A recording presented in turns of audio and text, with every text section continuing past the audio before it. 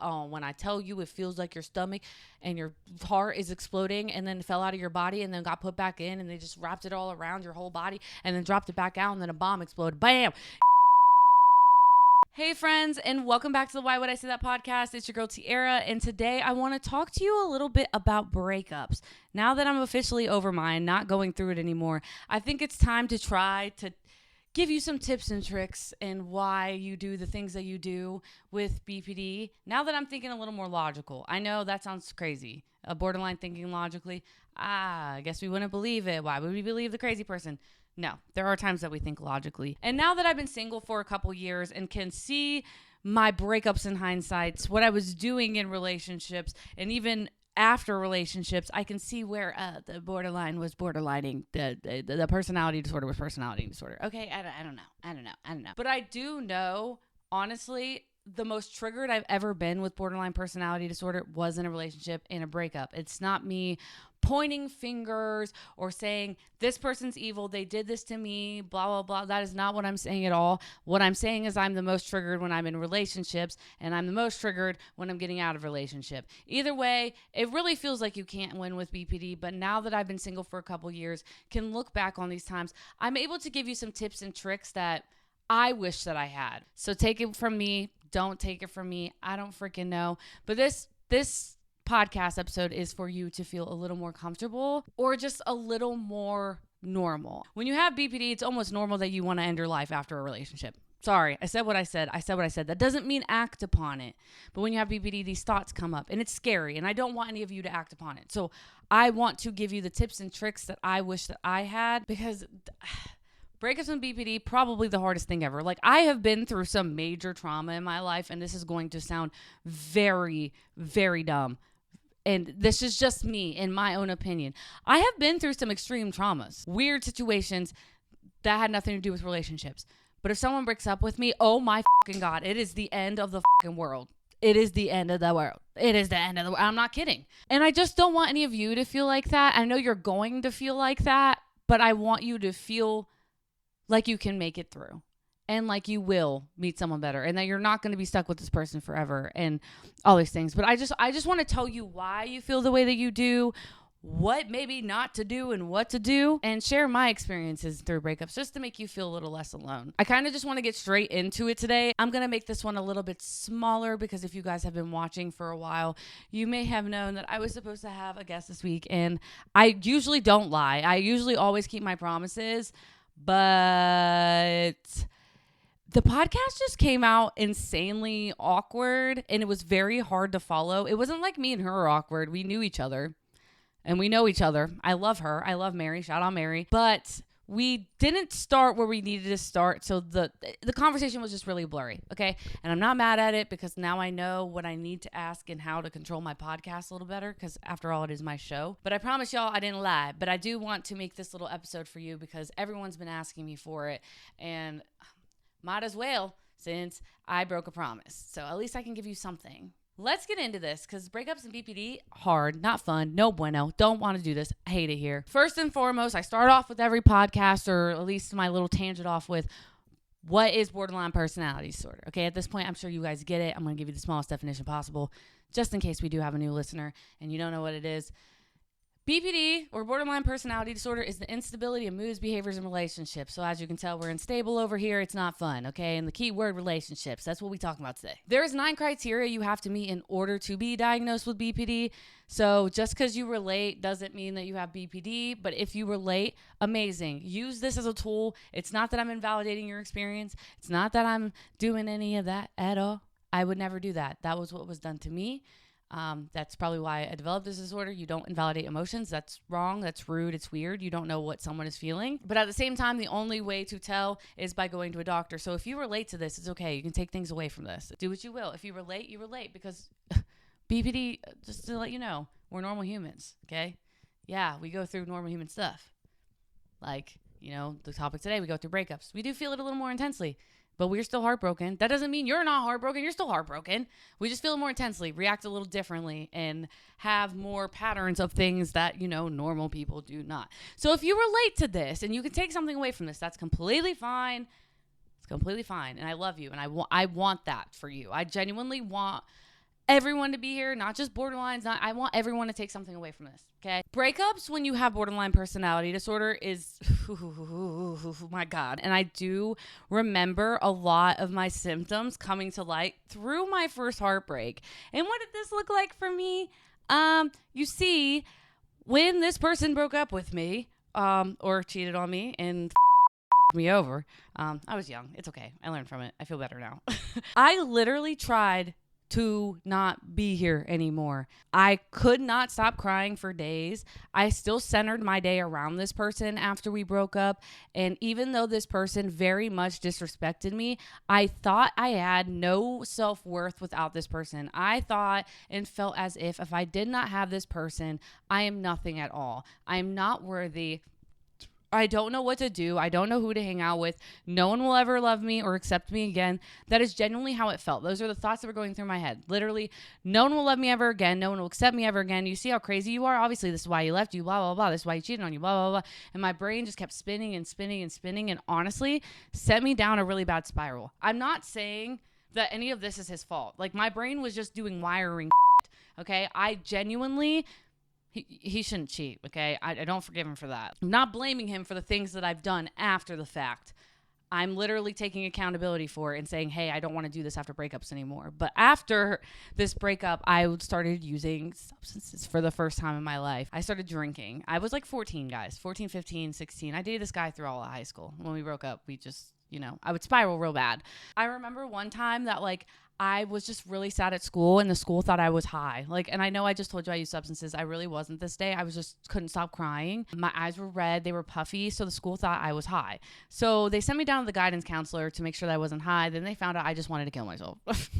I just remember, like, my self-worth just being tied to a person, no matter who I was dating, whether it was my first love, my last boyfriend, the people I've serial dated in between. I needed to have someone because my self-worth in my life was directly correlated to this person.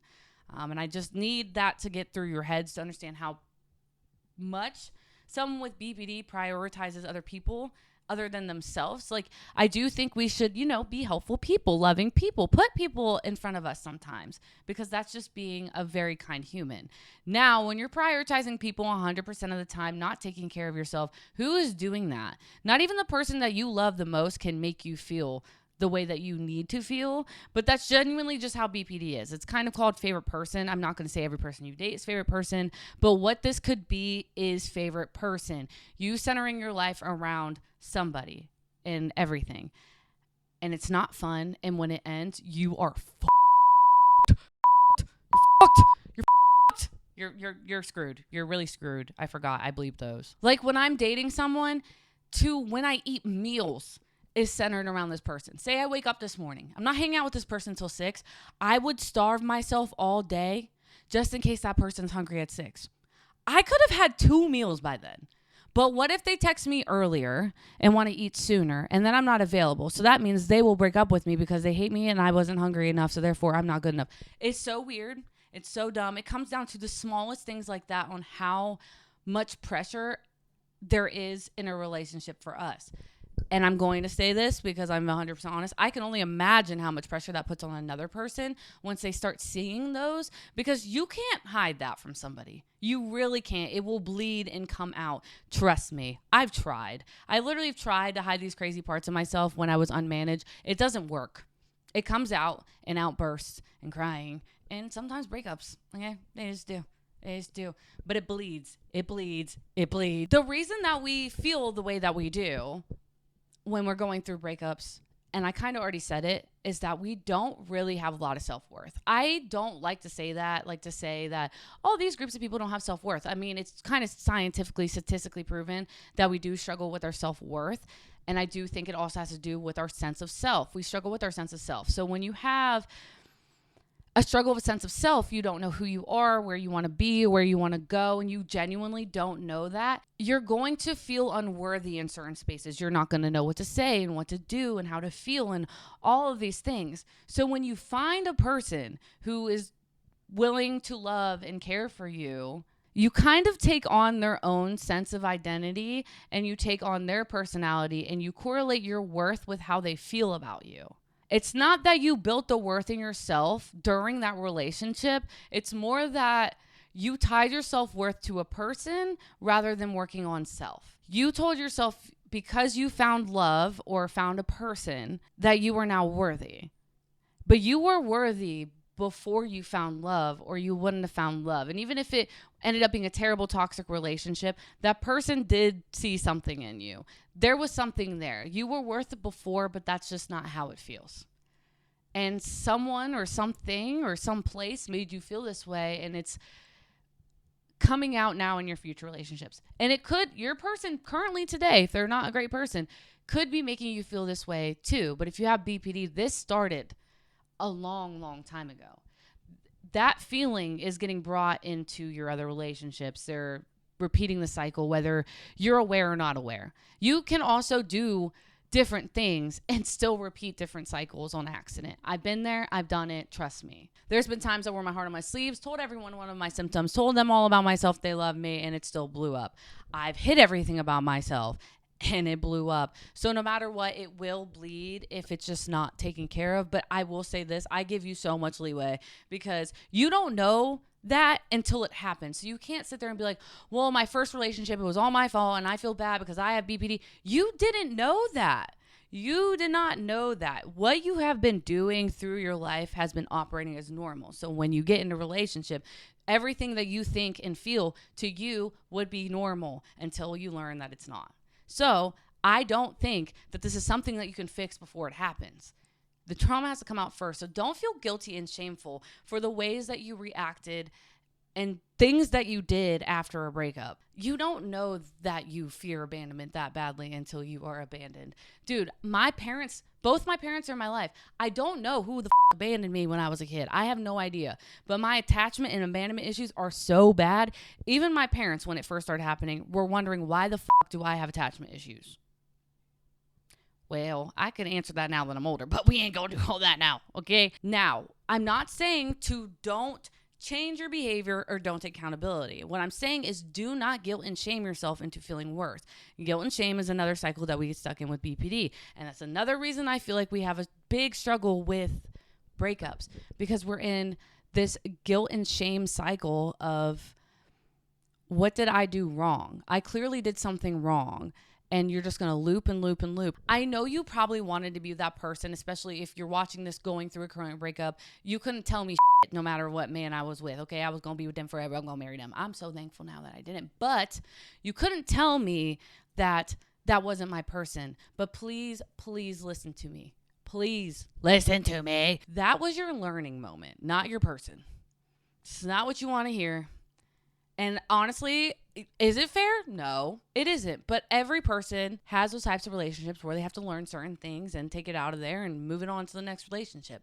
Now, that doesn't feel good. It doesn't make it better, and it doesn't heal the part of the person that you miss, okay? I know that. But I want you to know that there's no reason to guilt and shame yourself when genuinely every relationship that you have with a person, at least now that I've learned that I'm older, should be a learning moment, should be a takeaway from what you want, what you don't want, what you need, and what you don't need. And that's okay. You can know that you want it, but that's not what you need, because when you find what you need, you'll know and you'll want it. At least in my opinion. Now, do I have a relationship? Absolutely motherfucking not.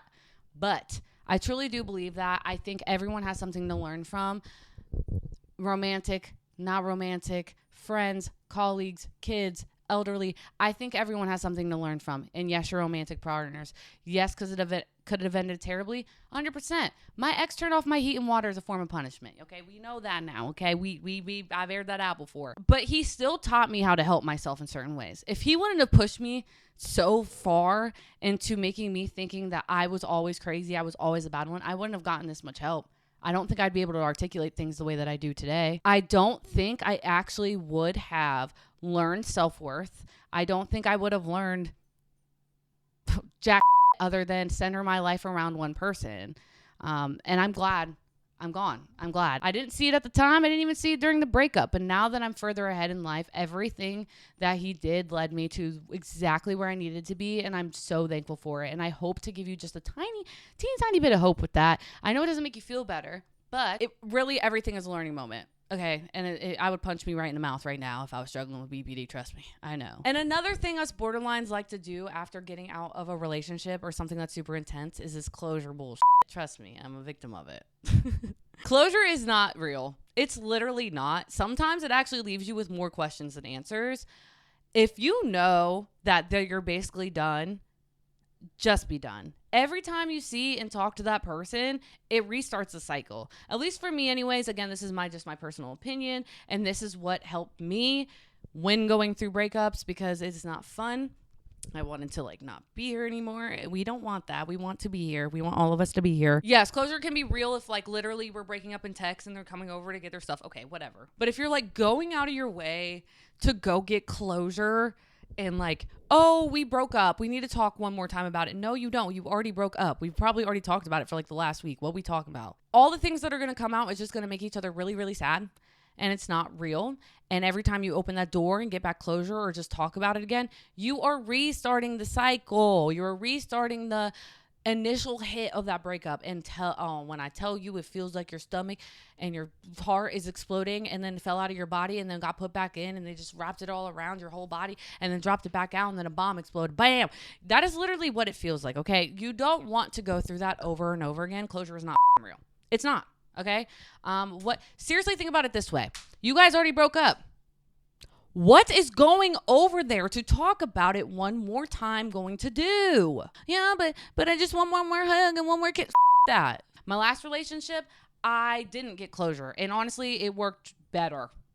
It worked out better than the rest of my relationships and me chasing them down or planning closure. Oh, we have closure in a week. I'm going to be fucked up for this whole week and then restart the breakup over again on Friday. No, we already broke up. It doesn't matter. When I tell you that my ex left my apartment and never came back and I never talked to him again, I'm so dead ass serious. It's been 3.5 years. We never got closure. Yes, I was no contact with him after, and he did break contact, but I didn't do that closure shit. I told him to leave me alone. I didn't really care what he had to say. It didn't matter. What he had to say didn't matter. He already did what he did, said what he said, and so did I. So you know what? It is what it is. What are we going to talk about it for? Get all sad more? No one wants to feel that way. And first of all, I did care about this person a lot. Why would I want to keep making you feel bad? Why do you want to keep making me feel bad? Yes, we might have loved each other. Yes, it hurts, but we just need to get this pain over with because I care about you. You care about me. That's how it should be. And if you were like, oh, but I left my hoodie at his house and you go get his hoodie, I'll buy you a new hoodie. DM me. I will literally buy you a new hoodie. Clothes and things are replaceable. Your heart and mental sanity, not so much. Not so much. I can go replace a shirt today, but I had to take almost 3.5 years to today to fix the that happened in my last relationship in my brain. So yes, okay, I will buy you a new shirt because I can buy you a new shirt tomorrow. Girl, do not go back over there. Things are replaceable. Your mental health, your heart, and sanity are not. Closure is not real. If you already broke up, you already got that part over with, you don't need to talk and reminisce about all the times. Go talk to your homegirls, go get a drink. And if you're a guy, go talk to your homeboys, go get a drink. I don't know. Now, I'm not condoning drinking, but that's what me and my friends do when I go through something. Again, don't do that. I never said take my advice. And this one, hot take. I do think if you have BPD, go no contact. Okay, I know where our brains goes. You cannot outsmart me. You are going to check their Instagram. You are going to check their Snapchat. You're going to see if they have a new girlfriend. You're going to check their email and then DM them on the Netflix. I don't know. No contact everything. Block them on everything. You don't need to see what they're doing. You don't need to show them what you're doing. You need to focus on your healing. The fastest way to get over that is by literally focusing on you and yourself, and I guess the other people that could come in your life. Now, romantic partners, I'm not going to egg on to jump partner to partner, but I don't really see the point of I open Instagram and now my heart hurts because I saw them. Whether they were with someone or not, it's going to hurt. And then when you go to post, you might post differently in hopes that they would go see that. Just focus on your healing journey and go find your husband or wife. I don't know, but that's not it. That's not it. Don't do that. I don't believe in keeping contact after a breakup because if you are, go get your girl. You guys are still talking. And if the feelings are still that intense, that is your girl. You don't need to keep their number. You don't need to do any of it. Nope. I've never followed them after. I block them every time. I cannot, it literally makes me so sick. And for me personally, I don't know how, because I know a lot of us borderlines do, how you guys do that. I don't know how, and I'm not judging you for it because I'm avoidant. I have a problem. And if you can give me a logical point, I'll take it. But if you're going to follow them again, just wait. Like, block them for now. Focus on your healing until your stomach isn't dropping to your asshole when you're seeing it. You don't need to have their Xbox account on your Xbox. Take it off. You don't need to have their Netflix account on your Netflix. Take it off. You don't need to have access to anything. It's just going to make you feel like you have to reach out. You want to reach out and do all those things. We don't need to do that. But I do truly believe that is super important when you have BPD. The more you check, the more that you look, the more that you try to text, check up, any of that, it's restarting the cycle over and over again, and you're ruining your whole day. You could have been having a great day up until this point. You saw your phone. You saw a stupid little face or her stupid little face. Not that these faces are stupid. Just, you know what? Exes are always mean. So you know what? You see their stupid face. Now your whole day is ruined. You can't stop thinking about all that stuff. We don't need that. Oh, yay, they're doing good though, and I don't care. Yes, you do. Because if you didn't care, you wouldn't be checking. Get off of there. When you're going through a breakup, you are going to miss a person. Heavy on the word a person. A lot of the times, at least from what I've analyzed from my past breakups, it's not that I miss or was going to miss that person. I'm going to miss a person. I'm going to miss feeling like someone would show up for me, someone actually loves and cares for me. I just felt like I've never been worthy of being listened to, worthy of love, worthy of being forgiven of my mistakes. I never thought that. So when I would break up with a person and someone was doing those things for me, I'm going to miss that because that's not something I currently have in my day-to-day life without them, I guess. I'm going to miss the love that I receive. I'm going to miss the attention. I'm going to miss having someone to eat lunch with, to have dinner with, to just lay there and talk and cuddle and do those things. But isn't that what a relationship is? If we're not going on dates and we're not talking and telling each other nice things and cuddling and things like that's a relationship. And that's a bare minimum relationship. So it's not that you always miss that person. It's that you are going to miss a person because our self-worth is tied up into other people. So when that person goes, you think that you miss that person, but no, your self-worth is tied into that person and you miss a person. And every time I think about it that way, I'm just like, dang, oh, I'm lonely. Maybe I should reach out to them. I'm like, I could reach out to anybody and receive the same treatment. So I don't know what I'm reaching out to them for. I can find that on Tinder, Facebook dating, something. But no, everyone craves those things in a relationship. So it's not me being selfish, only love me, only pay attention to me, and I'm not going to do that for you. No, that's just how it felt. And I would do the same thing for somebody else, but it's just bare minimum. It's just bare minimum. And you're probably wondering, okay, I get it, girl. I understand, why I do it. I don't really give a why I do it. I don't want to feel this way anymore. I want to do it. First and foremost, I want you to know that you can get through that pain. It is very, very, very heavy. And I want to validate that for you. Again, it feels like you put a bomb inside my heart and then it exploded, fell out of my body, put it back in, exploded again, went around the sun, down and back and down, and I can feel it. It's not fun. And I want you to know that you can get through it. It does feel like your heart is literally breaking in half. It's not. See, my heart is fine.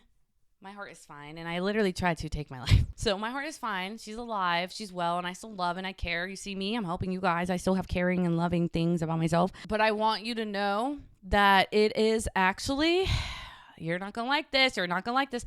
It is so normal to cry and scream and punch your bed and scream into your pillow and, break down in tears randomly in public. It's normal. And if you need to go to a mountain and scream it out, do that. I'm going to need you to grieve for 2 weeks, because if you don't, that is us not processing our emotions. That's us not getting through it. That's us not validating what we are going through. And that is what you are going through. It is that bad. It really is that bad.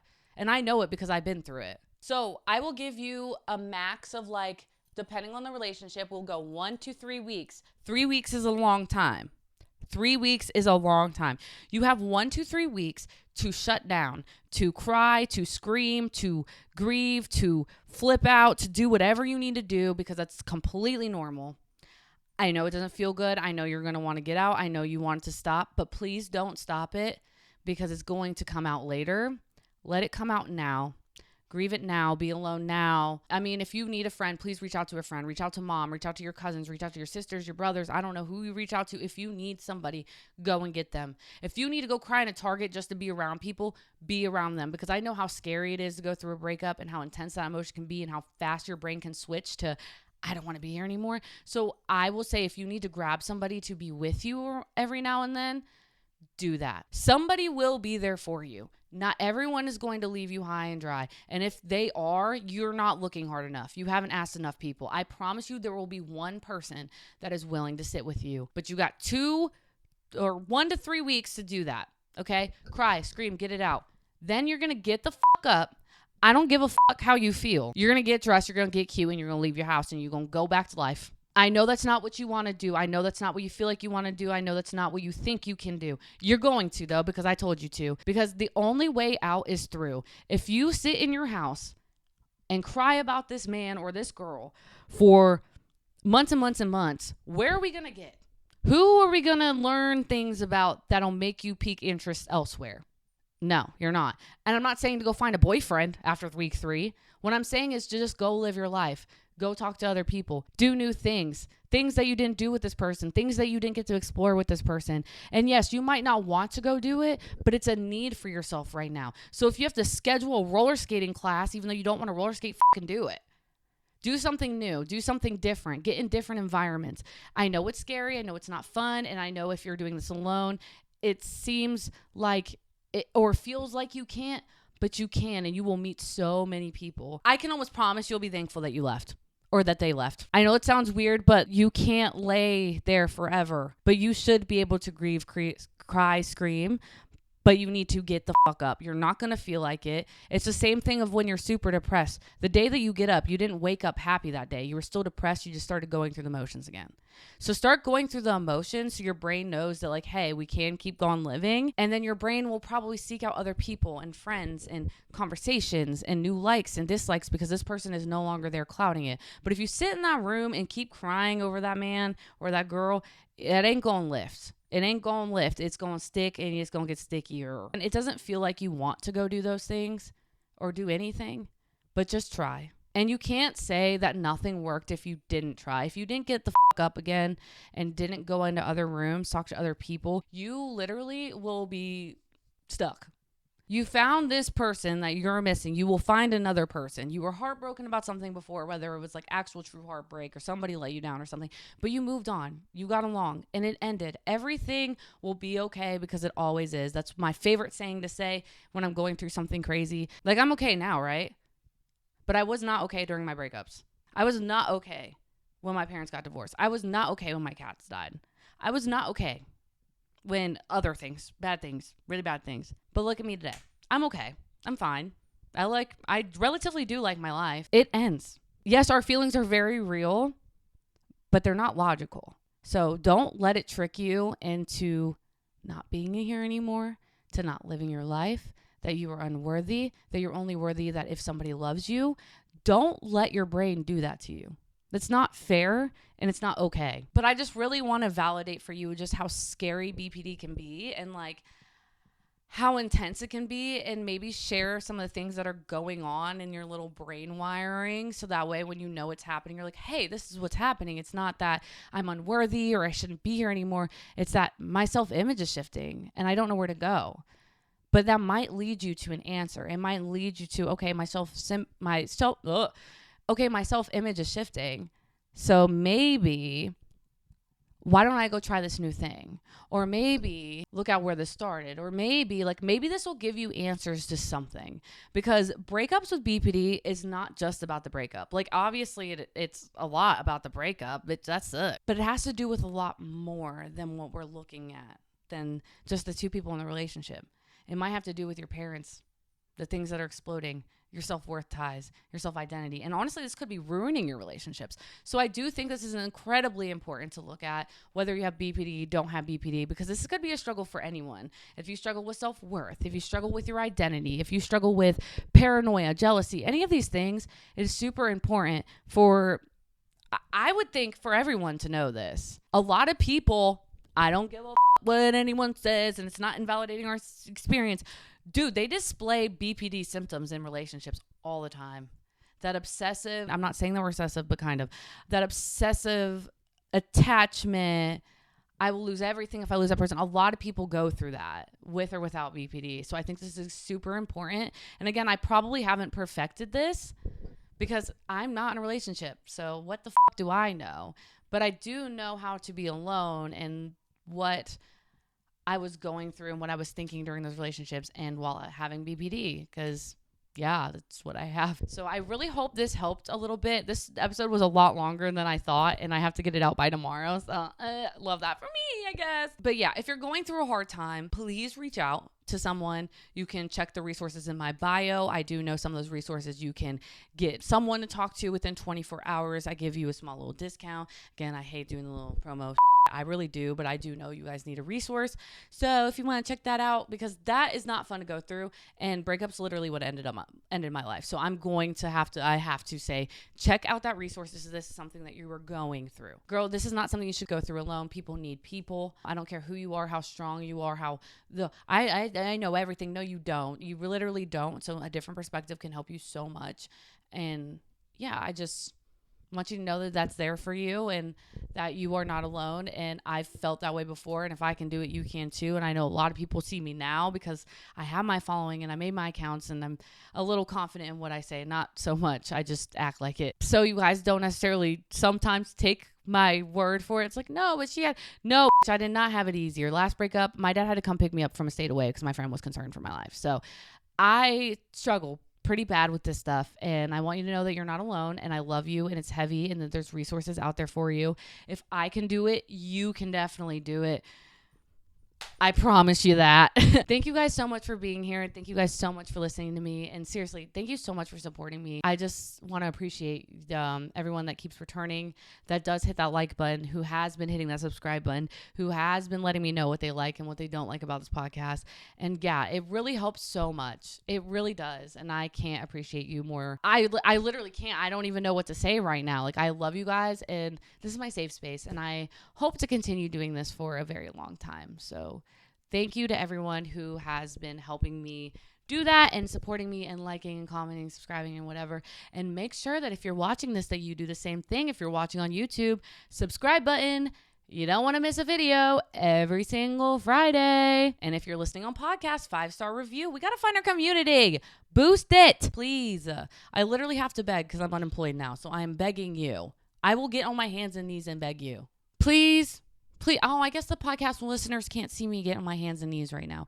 Please, YouTube, please, and podcast, I'm on my hands and knees. Please. But yeah, that's pretty much all I have for you guys today. Thank you guys so much for watching. Thank you so much for listening. And again, if you need someone, you have no one, please check out the resources in my bio. Also, if you have an insurance card, you can look on the back of your insurance card and there will be a website. Type it in, put in your insurance number. It'll give you resources that are covered by your insurance. Fun fact, if you live in America. Wanted to leave that there for you. I'd be teaching everyone that because a lot of people don't know that. I've been to a lot of doctor's appointments. So I do. I need you to reach out to people. If it's a friend, a mother, a doctor, a therapist, I don't give a reach out to someone, please. But yeah, that's pretty much all I have for you guys today. Thank you guys so much for being here. I love you guys more than anything in the world. And until next week, I love you guys. Goodbye.